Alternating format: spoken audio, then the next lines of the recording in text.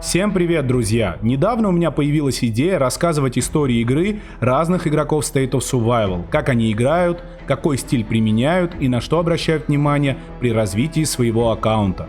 И сегодня у нас в гостях Максим из 195-го штата, играющий под ником Pass. Все, что вы сейчас услышите, это мнение и опыт Максима, сформировавшееся за 300 дней игры без вложения реальных денег. Ну а теперь его мысли, озвученные мной. Приятного просмотра. Сегодня расскажу немного о том, как играть без доната, на что стоит обратить внимание и каких результатов можно достичь за 300 дней при активной игре. Итак, по порядку. Начнем, пожалуй, с самого важного вопроса. Это снаряжение шефа. Забегу вперед и отмечу, что мы должны активно принимать участие в событии под названием «Толпа зараженных», как на начальных этапах, так и в тот момент, когда для создания снаряжения нам нужны будут только тактические дизайны. Ведь в дальнейшем продвинутый сплав, клей и инструменты для снаряжения шефа, которые мы будем получать в наградах за данное событие, нам понадобятся вновь и в очень большом количестве, и здесь важно попадать в топ-100 для получения этих наград. Лично я всегда присутствую на событии, активно отправляя подкрепления, где это необходимо, и без труда занимаю места в первой сотне. Как все мы знаем, возможность зарабатывать тактические дизайны появилась относительно недавно. Но несмотря на это, на сегодняшний день у меня уже в наличии 3 синих вещи комплекта «Крепкий» и 3 из синего комплекта «Спокойствие», а в запасах дизайнов хватает на еще одно улучшение. Прошу принять во внимание, что для пользователей, играющих без вложений, это самый труднодобываемый ресурс. Поэтому я участвую в каждом событии, в котором доступны тактические дизайны в наградах. Пропустил только двухдневное событие усиления, когда данные дизайны впервые ввели в наградах, так как в то время заходил в топ-10 на событии «Выживут быстрейшие», и мне просто не хватило ресурсов, чтобы выполнить его до конца. Стоит отметить, что на данный момент самым трудным событием является двухдневное событие усиления, в котором требуется много очков, и его я обычно выполняю за счет траты плазмы и при необходимости трачу ускорители для получения максимальных наград. В итоге, выполняя двухдневное событие с тактическими дизайнами в наградах, мы условно меняем один редкий ресурс на другой. Сразу же поговорим о плазме, которой постоянно не хватает даже сильным топовым игрокам, не говоря уже о тех, кто играет без доната. Что касается моего развития в отношении плазмы, то на данный момент я имею в наличии штаб с 3-й звездой, а остальные все строения с 2 звездами, за исключением военного института, но о нем я вам расскажу чуть позже. Плазму трачу я в основном на двухдневное событие усиления, чтобы забрать тактические дизайны с наград. Есть много способов получения плазмы. В этом плане разработчики пошли навстречу и добавили плазму в ежедневных заданиях. Также ее можно получить и во многих других событиях, в наградах. Большое количество ядер можно еще получить в таких событиях, как лаборатории плазмы и счастливая карта. В самый первый раз в событии «Счастливая карта» мне повезло, и я выиграл 210 плазмы, что существенно ускорило мое развитие. Правда, во второй раз я не выиграл ничего, но у меня остались билеты, и через месяц я испытаю свою удачу вновь. Теперь вернемся к военному институту. Все исследования в нем я провожу исключительно в двухдневное событие усиления с тактическими дизайнами в наградах, так как количество плазмы не всегда хватает на одно улучшение, допустим, как в моем случае было со штабом. Там требовалось большое количество плазмы, которого у меня не было в тот момент. И так как технология лимит марша, доступна изначально в военном институте, является актуальной для нас, то здесь мы сразу закрываем 2 потребности для себя.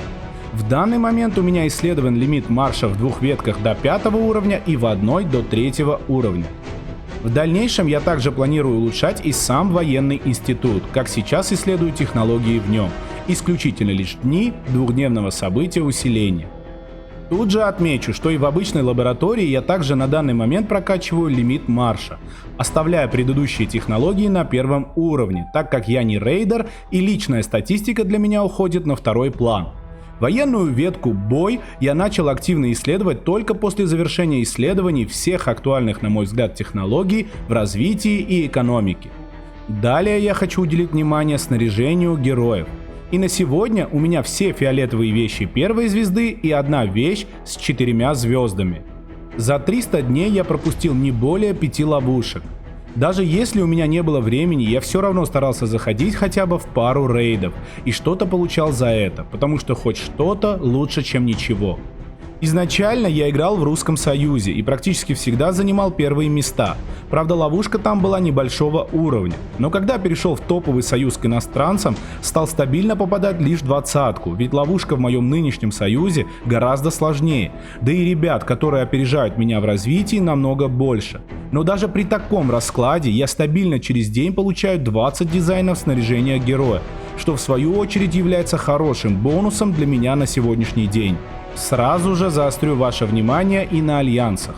Для активного пользователя, играющего без вложений реальных денег, обязательным условием должно быть вхождение в активный и сильный союз, желательно топ-3 рейтинга штата. Мне есть чем сравнивать. Если взять, к примеру, такое событие, как рейд на резервуар, в прошлом моем альянсе и в топ-союзе, в котором я играю сейчас, то разница колоссальна. Победы намного чаще, соответственно, и наград также больше. А как все мы знаем, в магазине резервуара есть возможность купить тактические дизайны, что делает событие не только увлекательным, но и крайне выгодным. Поэтому при участии в Лиге резервуаров моему восторгу не было предела, я получал дополнительные тактические дизайны каждую неделю.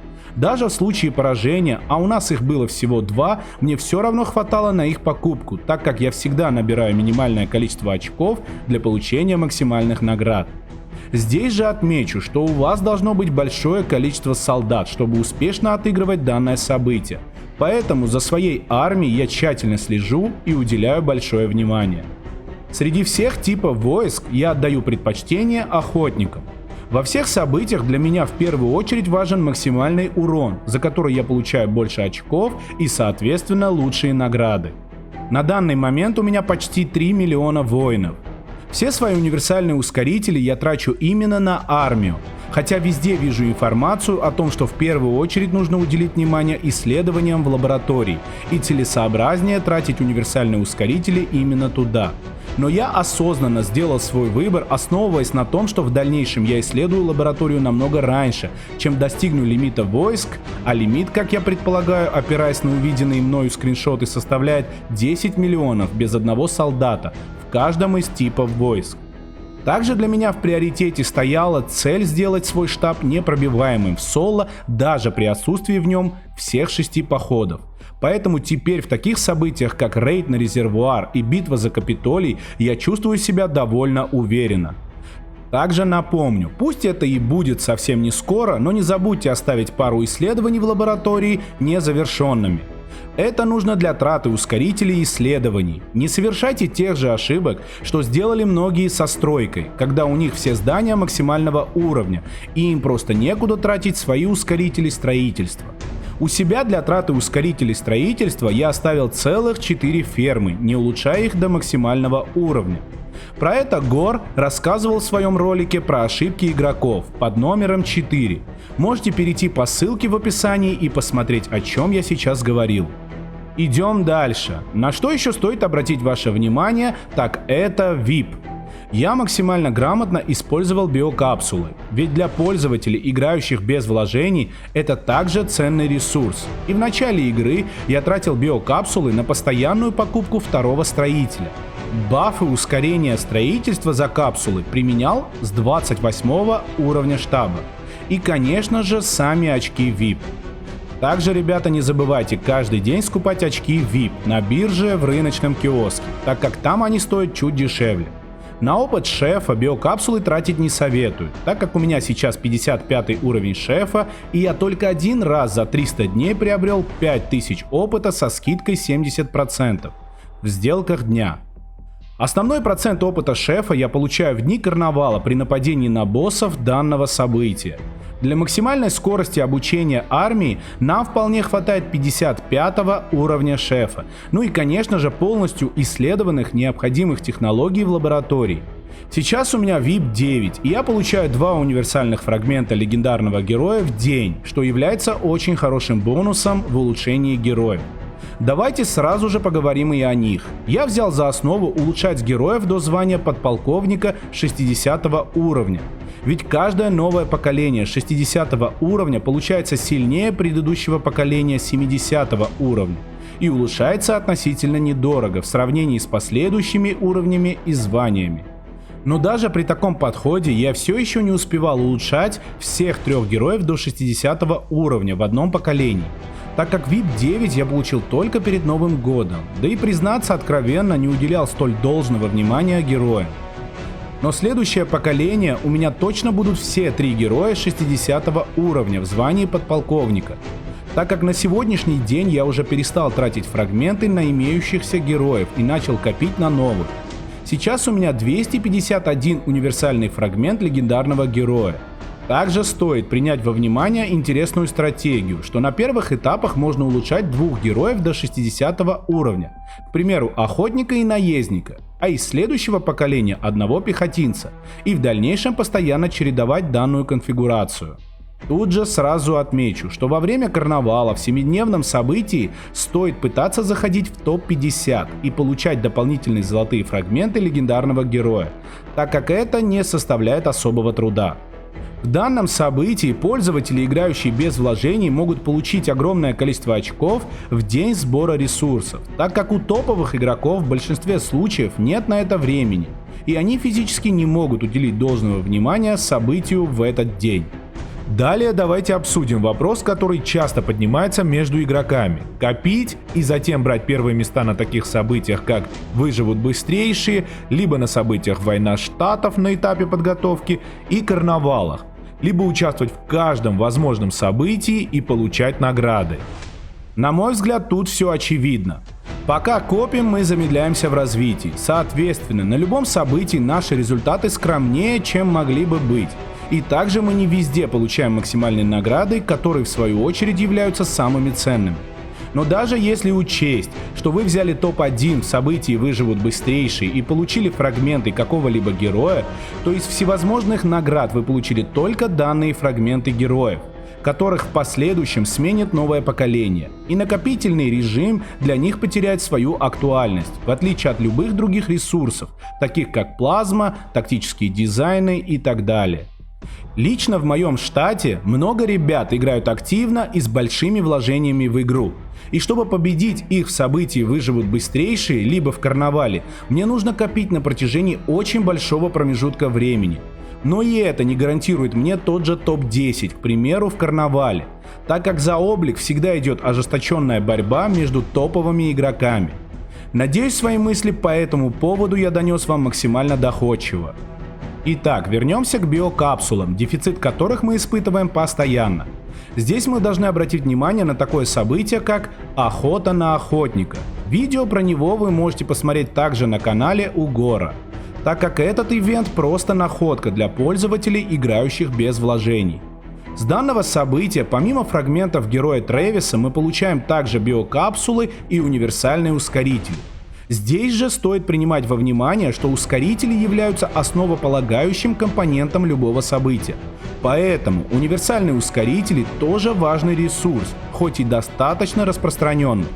Сразу же акцентирую ваше внимание на таком событии, как сражение за крепость, в котором также можно получить ускорители и в котором я постоянно принимаю активное участие и получаю с этого хороший бонус.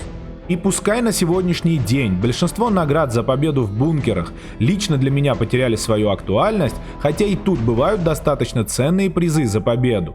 Но самым важным моментом, при котором стоит принимать данное событие всерьез, является первый захват. У нас в штате губернатором и сильными игроками установлены правила, что строение нельзя атаковать в соло, и поэтому все альянсы соревнуются в рейдах за первый захват, чтобы как можно больше человек из альянса получили ценные ускорители армии и лечения. На данный момент у меня около 500 часов ускорителей обучения, 260 часов ускорителей строительства, 80 часов ускорителей исследования и 460 часов универсальных ускорителей. Далее поговорим о медалях. Я каждый раз активно участвую в таких событиях, как битва за Капитолий и война штатов. Да, в начале у меня были скромные результаты, но при игре в топовом альянсе уже в последних из 6 событий я вхожу в топ-10. Кроме самого крайнего раза. Там наши топовые игроки сдались и просто перестали делать рейды. А как вы все понимаете, без рейдов много очков не заработать. Скажу откровенно, зайти в топ при моем уровне развития задача не из простых, и достигается это лишь за счет 12-часовой игры от А до Я. А это, конечно, не каждому под силу. Но лично для меня результат оправдывает затраченные усилия, так как составляющие для медалей, а это жетоны знака и влияние наемников, также являются редкими ресурсами, и получить бесплатно их можно всего с нескольких событий и в небольшом количестве. А награды за события, битва за Капитолий и война штатов дают вполне ощутимый прирост. На сегодня у меня в наличии 9 серебряных медалей первого сорта и 9 серебряных медалей второго сорта. Хотелось бы напоследок дать пару советов, куда и как тратить выносливость шефа пользователям, играющим без вложений. Штаты, в которых выносливость шефа приходит в ящиках и автоматически попадает в рюкзак, разумнее всего копить ее. И затем использовать в дни события охота на охотника, получая с этого множество ценных наград, таких как универсальные ускорители и биокапсулы. Но в других штатах и в моем лично, где механика игры иная, этот момент стоит разобрать более детально. Ведь у нас выносливость шефа активируется сразу после того, как мы ее забираем с поставок, и соответственно более продуктивным вариантом является ее использование до момента полного накопления. Поэтому перед событием охота на охотника я захожу с максимально заполненной полоской выносливости шефа. И за пару минут до 2 часов ночи по Москве забираю поставку в припасах последней надежды. У меня уже получается 280, и через пару минут появляется еще одна поставка, но я ее не забираю. Затем через час, уже после обнуления игрового дня, начинаю активно использовать выносливость шефа, нападая на зараженных. Использую только марши с Тревисом, и когда ее остается меньше 120, забираю поставку и расходую оставшуюся часть выносливости шефа. Уровень шефа поднимаю только на данном событии. При поднятии уровня выносливость шефа восстанавливается полностью. Вне события охота на охотника я трачу выносливость шефа на первое взятие бункера при сборах на нечестивых 5 уровня до момента, пока с них еще падают фиолетовые фрагменты и биокапсулы. А если вдруг образуются излишки, хотя у меня такое бывает крайне редко, то я бью зону заражения ради сплава, так как герой Мэдди у меня собран полностью и награды в виде ее фрагментов для меня не актуальны.